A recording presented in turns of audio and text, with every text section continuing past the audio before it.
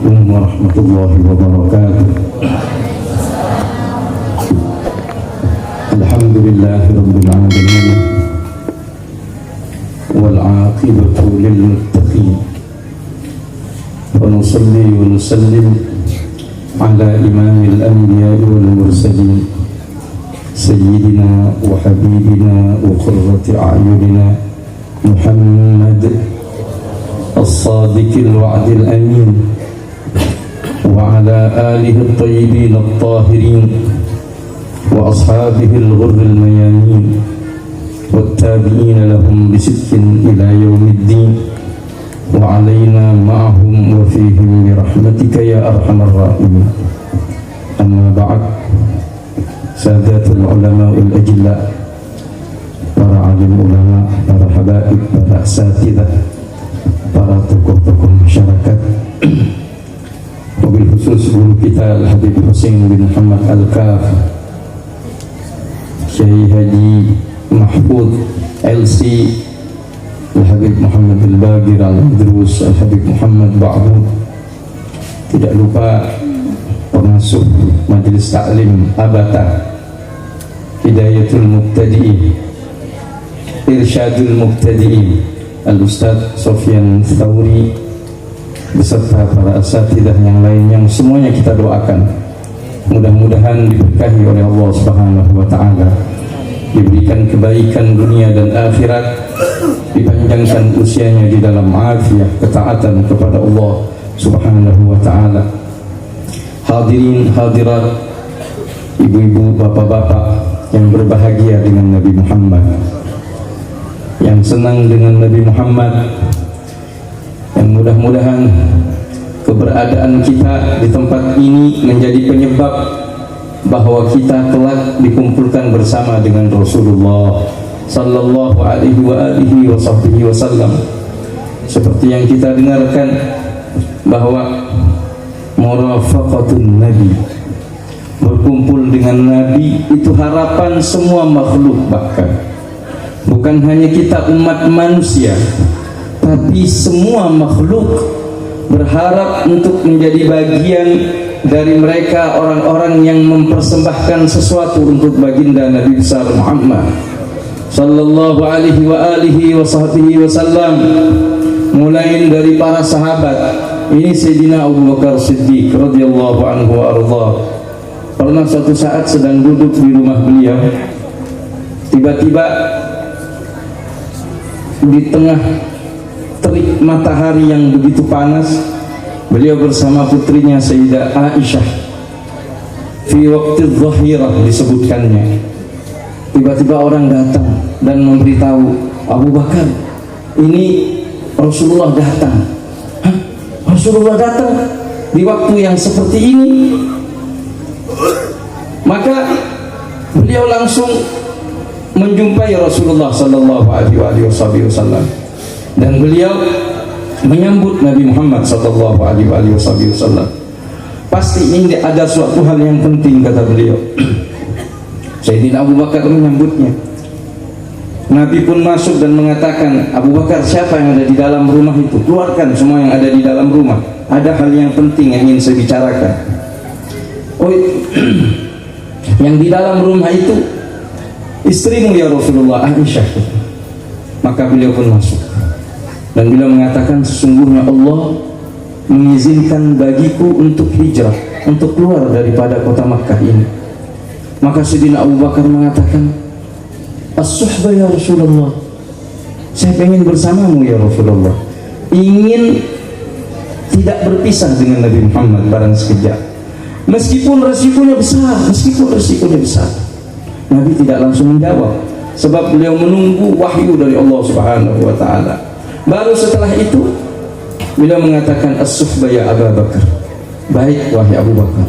Itu beliau mengatakan, tidak ada yang lebih membahagiakan diriku, menenangkan hatiku, melebihi ketika Nabi Muhammad mengizinkan kepadaku untuk bersama dengannya. Jadi keinginannya ingin bersama dengan Rasulullah. Ini Sayyidina Umar ibn al-Khattab radhiyallahu anhu wa arda, ketika ditikam oleh Abu Lu'lu' al-Majusi, beliau Sayyidina Umar itu ditusuk sampai akhirnya dengan menggunakan belati yang beracun Sayyidina Umar di akhir khilafah beliau. Akhirnya beliau tersungkur, beliau panggil putranya Abdullah bin Umar. Beliau mengatakan, Abdullah, ayo datangin kepadaku, datang ke Aisyah istri Nabi, minta izin kepada beliau agar bila mana saya meninggal dunia, agar ditempatkan di samping Nabi Muhammad, dikubur di samping Abu Bakar dan Rasulullah sallallahu alaihi wasallam. Akhirnya datanglah Sayyidina Abdullah bin Umar minta izin kepada Ummul Mukminin Sayyidah Aisyah, ayah saya menyampaikan salam kepada anda, bila mana anda mengizinkan, bila mana beliau meninggal dunia nanti, tolong dikasih tempat untuk beliau dikubur di kamarmu, karena kamar di mana Rasulullah wafat itu adalah kamarnya Sayyidah Aisyah.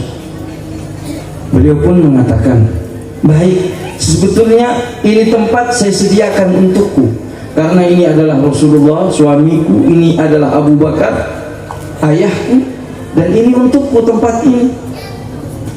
Tapi karena Amirul Mukminin yang meminta, baiklah, akan saya izinkan. Akhirnya diizinkan. Abdullah bin Umar langsung pulang dan ngasih kabar ayahnya Sayyidina Umar bin Khattab. Ketika mendengar kabar itu, girangnya minta ampun Sayyidina Umar, dan beliau mengatakan, wallahi ma ahammani fil hayat, tidak ada, demi Allah tidak ada yang lebih merisaukan dalam hidupku ini melainkan masalah ini, yaitu keinginan untuk dikumpulkan bersama dengan baginda Nabi besar Muhammad sallallahu alaihi wasallam. Ini wawasan, harapan, keinginan dan cita-cita para sahabat Nabi. Makanya Allah muliakan mereka menjadi bagian sahabat Rasulullah sallallahu alaihi wasallam. Sayyidina Rabi'ah bin Ka'ab al-Aslami, ketika turun ayat firman Allah Subhanahu wa taala yang berbunyi, wallahu yu'simuka minan nas, Allah telah melindungimu dari manusia, tidak perlu khawatir lagi. Sebelum turun ayat itu, para sahabat ronda mengelilingi rumah Nabi. Mereka berjaga-jaga, takut-takut ada musuh yang nyelonong masuk mengganggu Rasulullah sallallahu alaihi wasallam. Namun tatkala ada jaminan dari Allah, maka Nabi mempersilahkan sahabat untuk pulang, tidak perlu capek-capek lagi begadang di sekitar rumah beliau.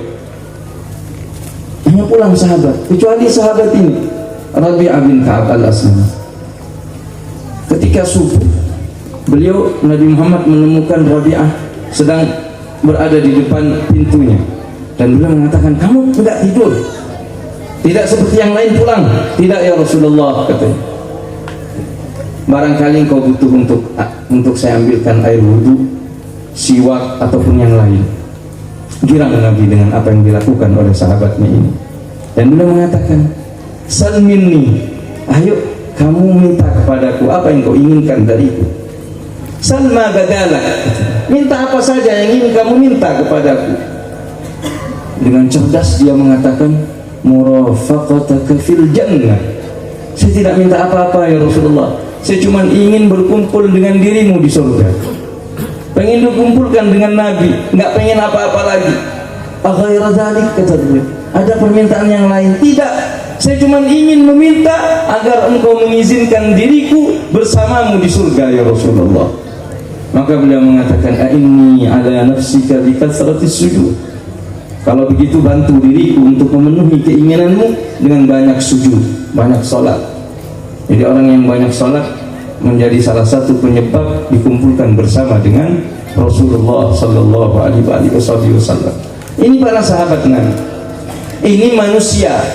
Lain lagi, semuanya pengen. Bahkan ada Jidi, tahu ceritanya Jidi, batang korma yang ketika ditinggalkan oleh Nabi tidak dipakai lagi menjadi mimbar, menangis dia, sampai orang yang seisi yang ada di dalam masjid itu mendengar tangisan dan rintihannya, sampai akhirnya Nabi menawarkan kepadanya, kamu pengen terus bersama denganku di dunia ini, saya pakai menjadi mimbar, atau akan menjadi kurma yang tumbuh nanti di surga, hidup bersama?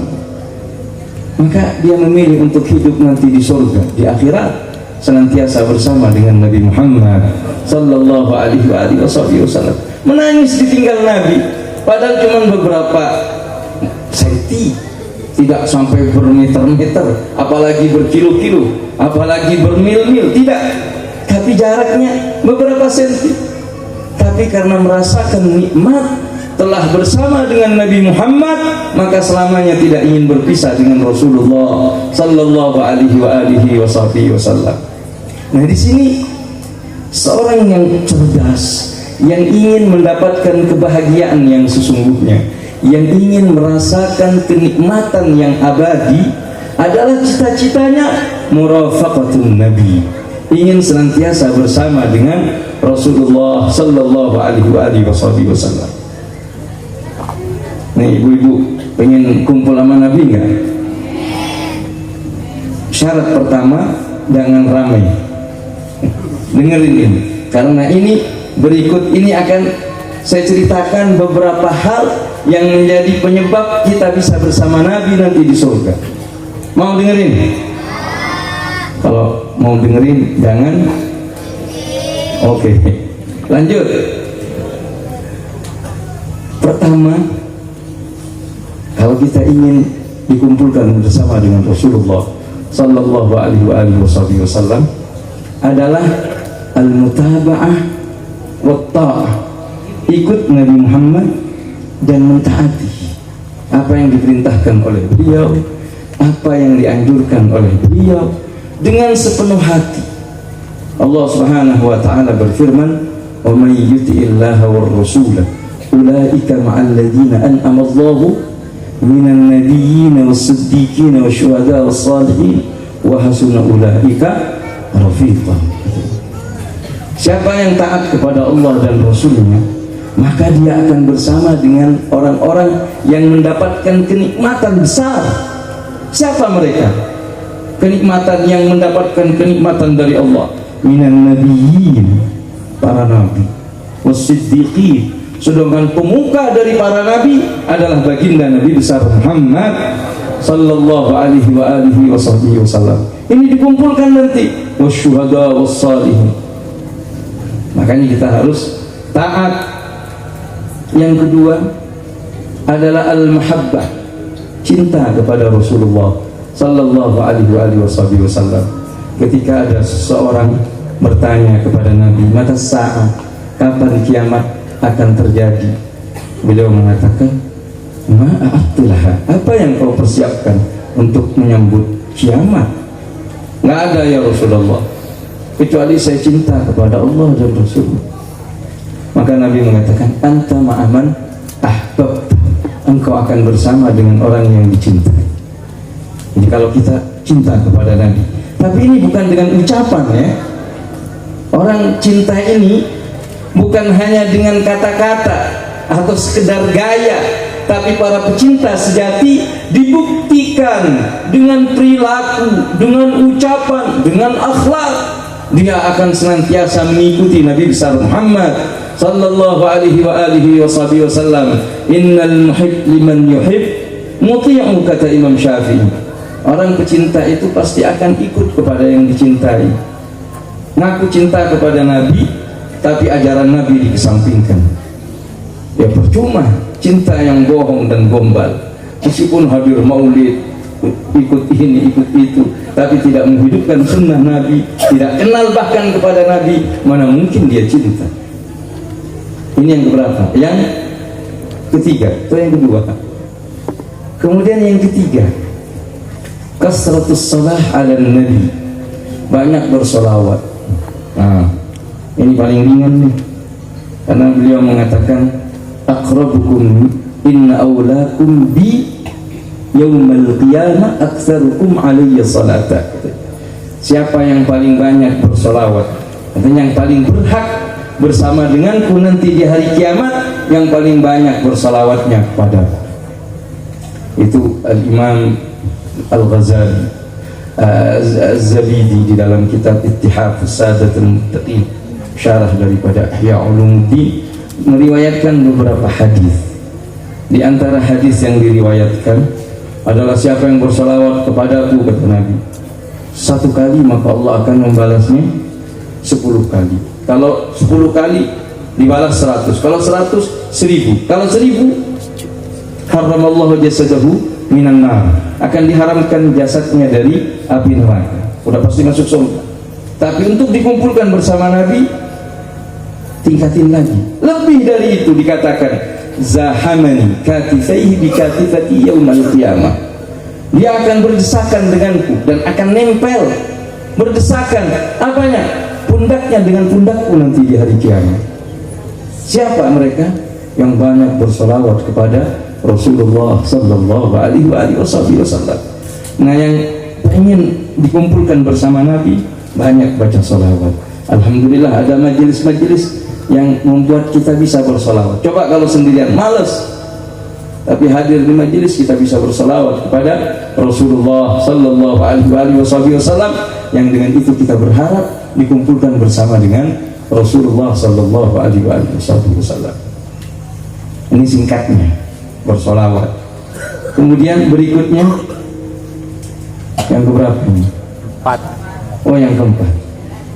Yang keempat, banyak sholat seperti tadi disebutkan. A'inni ala nafsika bi kasratis sujud. Orang yang banyak sujud maka akan mendapatkan murafaqah dengan Nabi Muhammad. Makanya beliau mengatakan as-salatu khairu mawdu'in faman syaa falyastakthir wa man syaa falyastakhir. Salat itu merupakan sarana ibadah yang paling baik. Kalau ingin berjumpa denganku, dekat dengan Allah, boleh memperbanyak, boleh juga sedikit. Selagi kita ada kesempatan, kita melakukan sholat banyak, sholat sunnah. Maksudnya ini sholat sunnah. Kalau sholat fardu sudah bukan pilihan lagi, itu adalah sebuah kewajiban. Makanya semakin banyak kita sujud di hadapan Allah, maka potensi kita bersama dengan Nabi Muhammad itu semakin besar. Kemudian yang kelima, memperbaiki akhlak kita semua. Kata beliau, aqrabukum minni majlisan yaumal qiyamah ahasinukum akhlaqa. Yang paling dekat tempatnya denganku, majlisnya, tempat duduknya denganku di hari kiamat adalah yang paling baik akhlaknya. Wa ab'adukum minni, kata beliau, dan yang paling jauh tempatnya denganku adalah siapa? Adalah yang paling jelek akhlaknya, al-mutasyaddidun mutafayhikun, kata Rasulullah. Orang yang kasar, yang jelek perangainya, yang sombong, sampai sahabat bertanya, wa mal mutafayhikun ya Rasulullah, apa itu maksudnya ya Rasulullah? Beliau mengatakan, al-mutakabbiruna 'alan nas, orang yang menyombongkan diri kepada orang lain, merasa paling hebat, merasa paling ini, paling itu. Ini jauh tempatnya dengan Nabi Muhammad. Nah, yang pengen dikumpulkan dengan Nabi adalah yang paling indah akhlaknya, yang paling lembut perangainya, yang paling baik pekertinya. Mereka lah orang-orang yang berhak bersama dengan Nabi Muhammad. Bahkan beliau mengatakan, la yudriku bihusni khuluqikum ma fata minal qiyami wassiyam. Dengan akhlak kita bisa menututin dan bahkan mencapai derajat orang-orang yang melakukan qiyamul lail, melakukan siyamun nahar, puasa. Dengan akhlak yang baik itu akan mengantarkan kita bersama dengan baginda Nabi besar Muhammad sallallahu alaihi wasallam. Kemudian yang keberapa ini? Yang keenam. Berikutnya adalah kafilul yatim, orang yang menanggung urusan anak yatim. Kata beliau, ana wa kafilul yatim kahadain. Saya dan orang yang menanggung anak yatim seperti dua driji ini, nempel dengan Nabi. Ayo, yang pengen dikumpulkan bersama Nabi. Maksudnya bukan ngasih santunan anak yatim setahun sekali, pas lebaran doang, lebaran anak yatim. Bukan, tapi dia tanggung kehidupan dan kebutuhan anak yatim. Maka orang yang semacam ini yang nantinya akan dikumpulkan bersama dengan baginda Nabi besar Muhammad sallallahu alaihi wasallam. Ini hadisnya ada sahih. Ada hadis sahih Muslim, sahih Bukhari juga meriwayatkan. Berikutnya, orang yang merawat, mendidik keluarga perempuannya, man ruzziqa lahu bintan au ukhtan fa ahsana subhatahuma, siapa yang mendapatkan dua anak perempuan atau saudari perempuan dua, dalam riwayat yang lain sampai 3, dan dia didik dengan baik, dia rawat dengan baik, kata Nabi, ana wa huwa kahatain, saya dan orang ini seperti ini, sama seperti penanggung anak yatim tadi. Jadi kalau kita punya anak perempuan, bersyukur kepada Allah, barangkali anak itu yang mengantarkan kita dikumpulkan bersama dengan Nabi besar Muhammad sallallahu alaihi wasallam. Tapi syaratnya jangan disia-siakan, syaratnya harus dimuliakan, dihormati, syaratnya dididik dengan pendidikan yang baik, bukan menjadi alat dan akomoditi untuk kepentingan duniawi, atau biarkan anak-anaknya tanpa pendidikan, tidak mengenal kaum salihin. Percuma yang demikian itu, tapi harus dididik dengan baik, dirawat dan dijaga dengan baik. Ini orang yang pengen dikumpulkan dengan baginda Nabi besar Muhammad sallallahu alaihi wasallam. Berikutnya, masih ada waktu enggak ya? Waduh, udah malam, udah mau jam 11. Yang terakhir, yang ingin dikumpulkan bersama dengan Nabi Muhammad, banyak berdoa kepada Allah untuk dikumpulkan dengan Nabi Muhammad.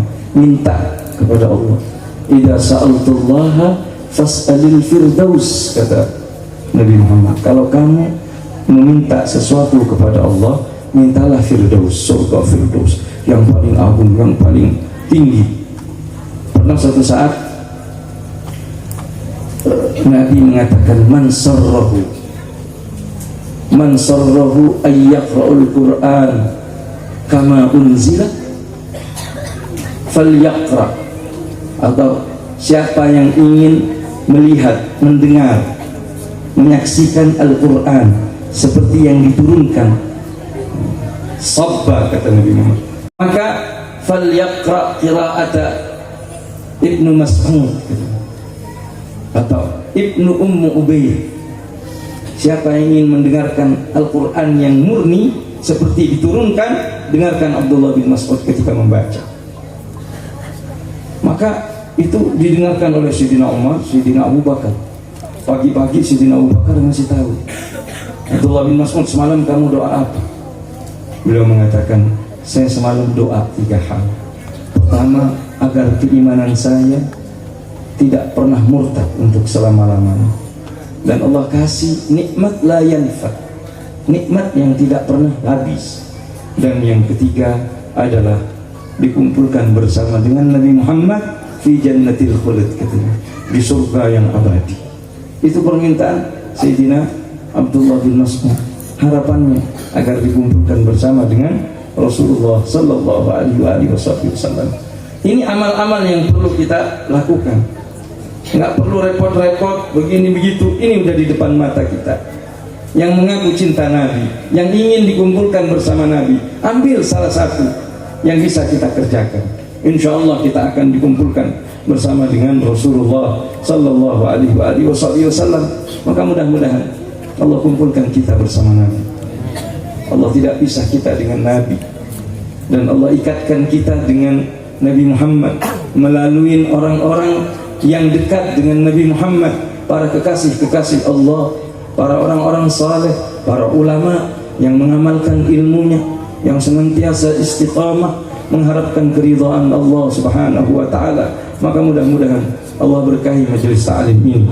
Allah berikan kebaikan kepada seluruh yang mundar-mandir ke tempat ini. Mudah-mudahan diberkahi oleh Allah Subhanahu wa taala, menjadi qurrat ain bagi Nabi Muhammad, menjadi kebanggaan Rasulullah sallallahu alaihi wasallam, para pengajarnya, para gurunya, pengasuhnya, Ustaz Sufyan Tsauri. Mudah-mudahan dipanjangkan usianya oleh Allah Subhanahu wa taala di dalam afiat beserta keluarga besarnya dan beserta para guru-gurunya. Mudah-mudahan dibahagiakan oleh Allah Subhanahu wa taala dengan segala aktivitasnya.